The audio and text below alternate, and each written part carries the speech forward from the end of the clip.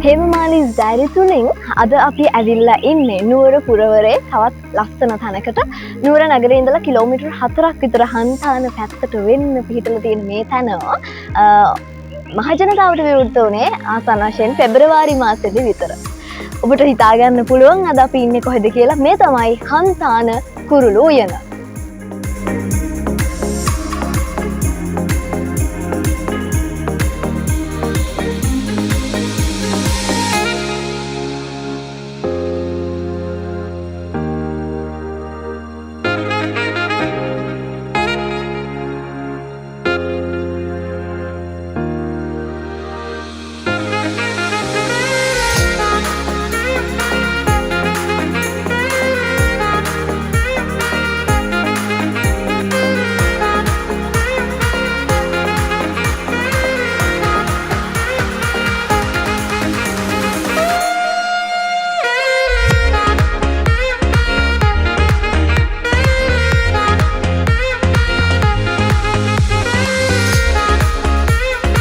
හන්තාන කුරුළු උයනේ ඉන්න විශේෂ කෙනෙක් ගාවට යන්න තමයි ලෑස්ති වෙලා ඉන්නේ. මෙයාගේ විශේෂත්වය මොකක්ද කියලා කියනවා නම් ජනේන හැමෝම එක්ක සුහදව කතා කරගන්නේ හැකියාව මෙයාට තියෙනවා. දැන් කාලේ ඉතින් නැත්te මේකනේ. අපි අපේ සුහදත්වය නැති වෙලා ගින්නේ තියෙන්නේ. හැබැයි මෙයා එහෙම නැහැ. එන හැමෝම එක්ක හරි ලස්සනට කතා කරනවා. දැන් අපි බලමුද කවුද මේ හැමෝමත් එක්ක ලස්සනට කතා කරන්න කියලා.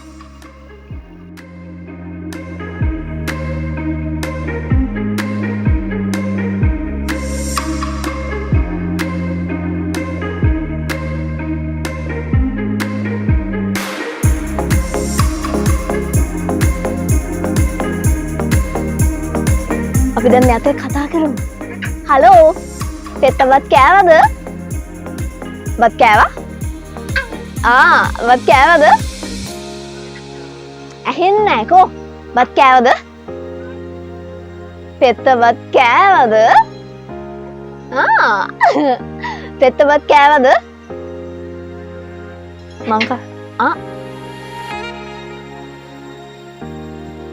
හෙලෝ. පෙත්තවත් කෑවද?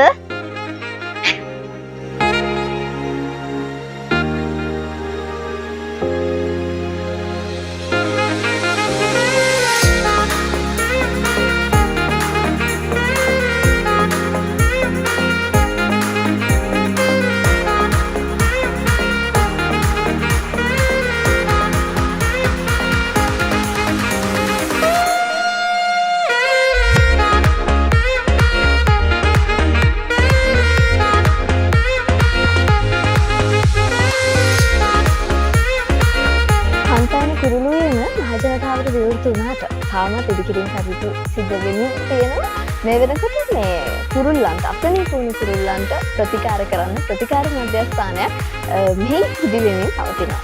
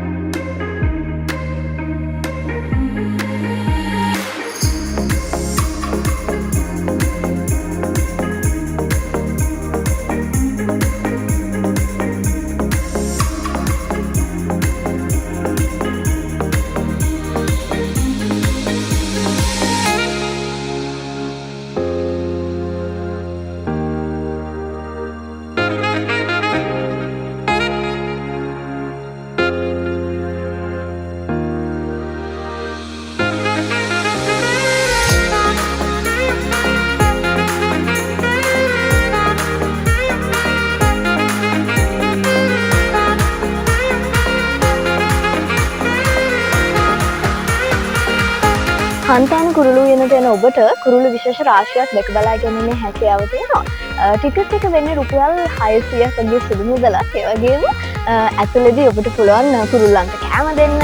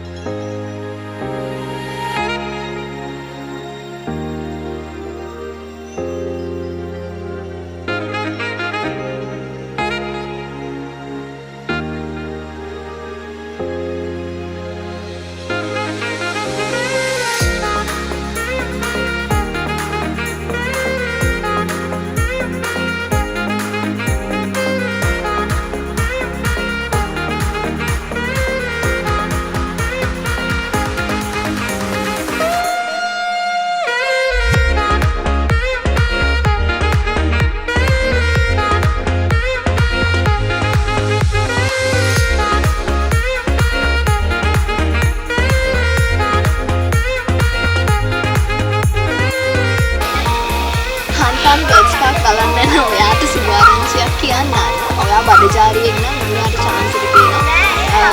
මේ පාක් එක ඇතුලේ රෙස්ටුරන්ට් තුනකට හතරකට වැඩි තියෙනවා.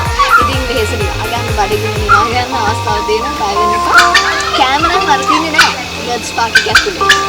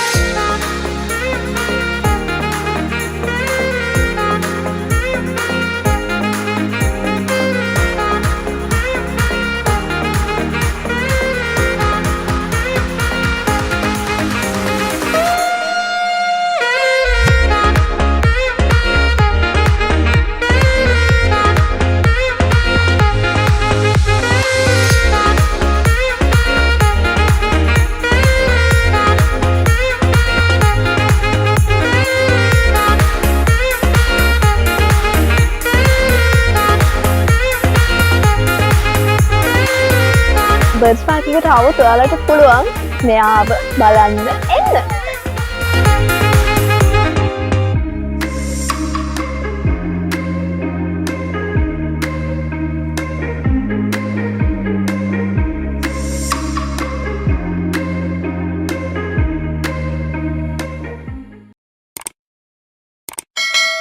Hemamali's Diary.